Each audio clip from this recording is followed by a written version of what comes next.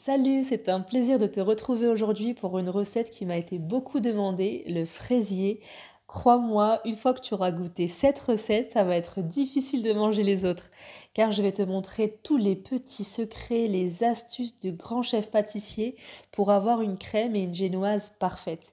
Alors, fais pas attention à ma voix, je suis malade aujourd'hui, mais je tenais quand même à faire le montage et publier la vidéo pour que tu l'aies avant la fin de la saison des 13. Alors n'hésitez pas à faire exploser la barre des likes pour m'encourager à vous partager encore tout plein de recettes. Allez, maintenant, let's go pour les ingrédients. Alors la première des choses à faire, c'est sortir le beurre du frigo car on aura besoin d'un beurre mou pour la crème. Là, je commence ma crème mousseline. Donc on aura besoin de 2 œufs entiers plus un jaune d'œuf qu'on va mélanger rapidement avec 150 g de sucre en poudre. Donc là, en fait, une crème mousseline, c'est composé de crème pâtissière plus de beurre. Et je vais te montrer comment faire une crème très légère, très onctueuse et pas écœurante du tout. On va ajouter 60 g de maïzena tamisée. Alors c'est mieux de la verser petit à petit pour éviter au maximum les grumeaux. Alors donc comme d'habitude, je te laisse par écrit les ingrédients en barre d'infos. C'est la petite flèche à droite du titre. Ici, on est toujours sur la préparation de la crème pâtissière. Donc, on va faire chauffer le lait sans porter à ébullition. On va faire chauffer le lait entier, c'est très important, entier. Donc, 400 millilitres avec une gousse de vanille. Moi, j'ai mis de la poudre de vanille. Alors, c'est bien de mettre une touche de vanille dans la crème pâtissière pour éliminer l'odeur et le goût assez prononcé, assez fort des œufs. Alors, si jamais tu mets une gousse de vanille, n'hésite pas à laisser aussi le bâton dans la casserole pour le laisser infuser dans le lait. Alors je me répète un petit peu, mais je laisse bien chauffer tranquillement le lait sans le porter à ébullition. Alors juste faire frémir. Puis on ajoute en 2 fois le lait dans le mélange qu'on a préparé juste avant, donc œufs, sucre et maïzena. On mélange activement et on remet le tout dans la casserole sur le feu et on continue de mélanger jusqu'à épaississement. Une fois que ça aura épaissi, allez à 95%, je lève la casserole du feu et je continue de fouetter jusqu'à épaississement total. Alors je fais ça pour éviter que ça crame le fond de la casserole tout simplement. Alors il va rester des petits grumeaux, donc on continue de mélanger hors du feu jusqu'à qu'il n'y ait plus du tout de grumeaux. On obtient une crème pâtissière hyper lisse, hyper onctueuse avec une bonne odeur de vanille. Donc on la transvase sur une assiette ou un plat assez large pour qu'elle refroidisse rapidement. Et on la filme au contact. Alors on filme tout simplement au contact pour la rendre hermétique, pour empêcher tout contact avec l'air. Et ça évite la formation d'une pellicule, d'une croûte quoi, en surface. On la laisse refroidir à température ambiante et là on va s'occuper de la génoise.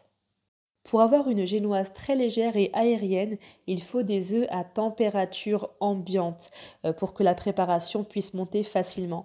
Donc j'ai pris 2 œufs que je vais fouetter avec 60 g de sucre en poudre pendant 10 minutes. Alors le fait de fouetter les œufs et le sucre longtemps nous permet d'incorporer le maximum d'air dans la pâte.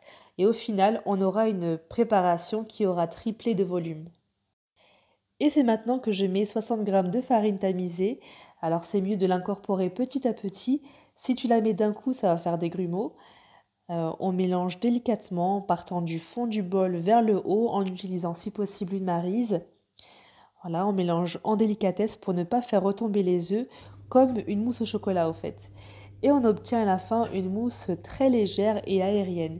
Et on s'assure qu'il ne reste plus du tout de farine. J'ai pris un moule de 20 centimètres de diamètre et je trace le contour du moule sur une feuille de papier cuisson. Ensuite, je coupe à l'intérieur du cercle, juste à 1 mm du trait, afin que le cercle rentre bien dans le moule. Je chemise le moule avec un petit bloc de beurre ou de margarine et un peu de farine, mais je mets quand même le cercle de papier cuisson au fond du moule car c'est toujours le fond du moule qui me fait peur au moment du démoulage. Sur les côtés, c'est pas la peine, ça se démoule très bien. Je verse la génoise sans oublier de tapoter le moule contre le plan de travail pour avoir une surface bien plane et j'enfourne dans un four préchauffé, c'est important, à 180 degrés. Voilà le résultat. Alors j'ai laissé cuire pendant 17 minutes à 180 degrés, chaleur tournante. Après, tout dépend des fours. Et il ne faut pas ouvrir le four les 10-15 premières minutes pour laisser le temps à la génoise de bien gonfler. Alors on doit obtenir une génoise ni trop claire ni trop foncée. Une génoise trop cuite, ça va devenir dur. Pour savoir si elle est cuite, bien sûr, on pique la pointe d'un couteau. Si elle ressort sèche, c'est qu'elle est cuite. Et donc moi, je démoule le gâteau à la sortie du four. Et avant ça, je passe le couteau tout autour du moule pour faciliter le démoulage. Et je couperai en deux la génoise une fois qu'elle aura refroidi, par contre. On va s'occuper de la crème.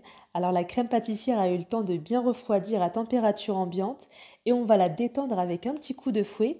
Donc je te conseille d'aller doucement dans la puissance vu que la crème est froide et compacte. Il faut commencer par fouetter tout doucement, puis progressivement tu augmentes la puissance. Donc là l'idée c'est de la détendre. Tu la fouettes pendant quelques minutes, hein, ça suffira 4-5 minutes, c'est largement suffisant. On va faire la même chose avec le beurre mou. Alors on aura besoin de 170 grammes de beurre doux, 82% de matière grasse. En dessous de 82% de matière grasse, ça ne marche pas. Après que tu prennes de la marque ou de la sous-marque, ça n'a pas d'importance. Et on va fouetter jusqu'à ce que le beurre blanchisse.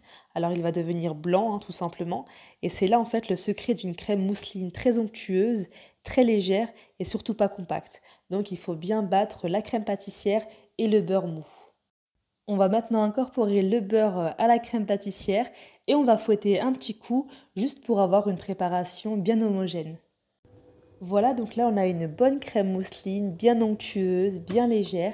Alors tu peux décider de t'arrêter là ou alors si tu veux une crème encore plus onctueuse, encore plus légère, je te conseille d'ajouter à ta crème mousseline 2 grosses cuillères à soupe de mascarpone. Et tu fouettes la préparation jusqu'à qu'elle soit bien homogène. Alors j'ai déjà fait cette recette sans mascarpone, c'était très bon, mais avec le mascarpone, c'est, comment te dire, la crème elle est juste parfaite. Je coupe maintenant quelques fraises en deux pour les mettre dans le pourtour du fraisier. Et là, regarde bien, une fois coupées en deux, je laisse les deux parties de la fraise ensemble. Comme ça, je les mettrai côte à côte lors du dressage du fraisier pour qu'il y ait une régularité. Je m'occupe de la génoise. Maintenant qu'elle a bien refroidi, je peux la couper en deux avec un couteau à pain. Alors je pose ma main sur le centre de la génoise et j'incise en gardant la même position de découpe en faisant tourner le gâteau avec la main d'appui. Là, tu vois, on a une génoise très aérienne, très moelleuse. Franchement, excellent. Alors, tu poses ta génoise sur ton plat de service et tu l'imbibes. Alors, moi, j'imbibe en général avec du lait. Tu peux aussi le faire avec du sirop si tu veux. Et tu places ensuite ton cercle à pâtisserie à 2 centimètres de la génoise. Alors, je le rappelle, pour ma génoise, j'ai pris un moule de 20 centimètres de diamètre.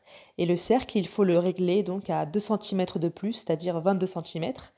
Ensuite, je place tout autour les fraises, donc le côté plat vers le bas. Et c'est là qu'il y aura une belle régularité, comme je l'ai dit avant, car on aura placé les deux morceaux d'une même fraise côte à côte. On va venir ensuite disposer dans un premier temps la crème sur les bords pour bien combler les trous. Alors ici, la poche à douille, elle est facultative, hein, tu peux très bien travailler sans. Et après, donc tu lisses à la cuillère chaque bord. Tu étales un peu partout de la crème. Tu disposes ensuite les fraises coupées en petits morceaux et tu recouvres ensuite de crème. Bon, tu as dû le remarquer lors du montage que la crème, elle est juste exceptionnelle. Elle est lisse, hyper légère, hyper onctueuse. C'est juste une tuerie. Et à la maison, ils insistent tous pour que je leur refasse ce fraisier, tellement que c'était magnifique. Là, je mets le deuxième disque de génoise, bien sûr, imbibé de lait. Alors, j'ai imbibé le dessus de lait et je le mets bien sur la crème.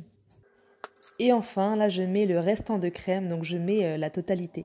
J'aime beaucoup préparer une crème chantilly pour la déco, ça apporte une légèreté au fraisier et pour moi c'est indispensable.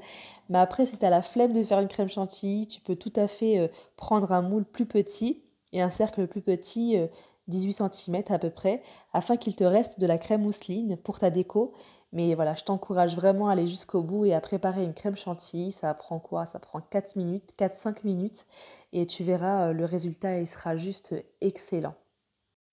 Pour la crème chantilly, il faut que ton bol et tes fouets soient bien froids, alors tu les passes une vingtaine de minutes au frigo. Il faut aussi que la mascarpone et la crème liquide soient froides.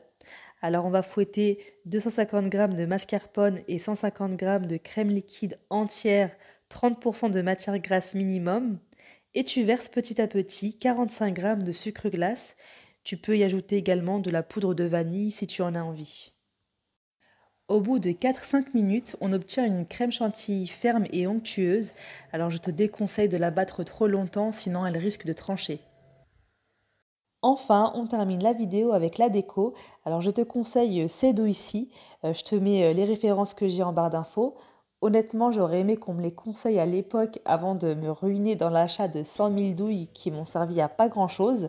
Et on va mettre la crème chantilly dans la poche à douille. On coupe bien sûr l'extrémité, donc le côté pointu. Et on va s'aider d'un récipient assez profond, un verre doseur ou une carafe pour pouvoir mettre la chantilly dans la poche à douille.